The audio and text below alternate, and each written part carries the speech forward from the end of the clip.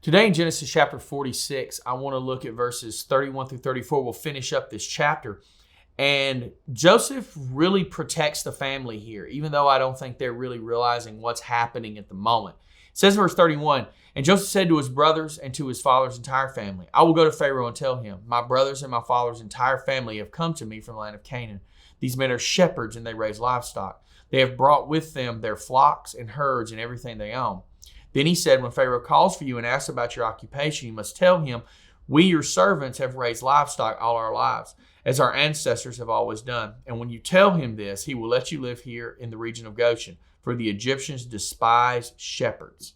So we know the Egyptian people were agricultural people. I mean, the crops and things that they raised around the Nile were fantastic. I mean, they were good farmers.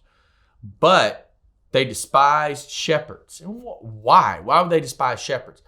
They considered sheep unclean. Sheep were unclean animals. Just like for the Israelites, pigs would be unclean animals. And God has a very specific reason behind clean and unclean.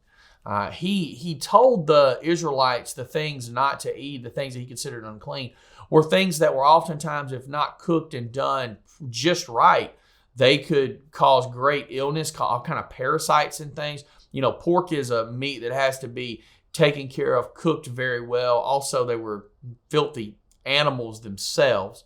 You know, you look at what he talks about with in the Old Testament with bottom feeders, you know, like catfish, things like that the Jews were told not to eat. They were told were unclean.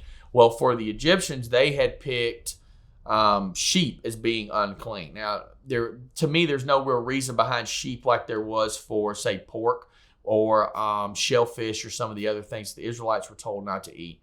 But that's what they picked. So Joseph has a real reason behind this. Tell them you're shepherds. Tell them that's all you do. Tell them that's all you know how to do. Because he knew what this would do would be to allow them to live in the land of Goshen and be separate. That because of this, the Egyptians would not want to intermix with them at all.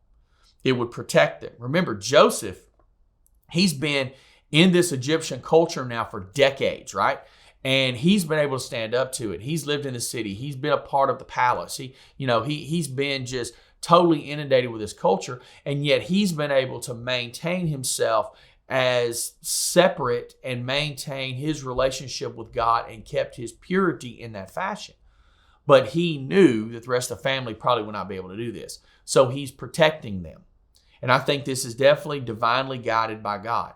God moves them into a place where this people group can grow large and not be intermixed with the people around them, so that the line of Jacob could be maintained, the line to the Messiah would come through, that they wouldn't lose their separateness and their identity as a people, which was necessary for them to continue this line. It's a really important point here. And it's neat how God made sure to take care of them and provide for them through this. And we'll look at some more of this later. Have a great day.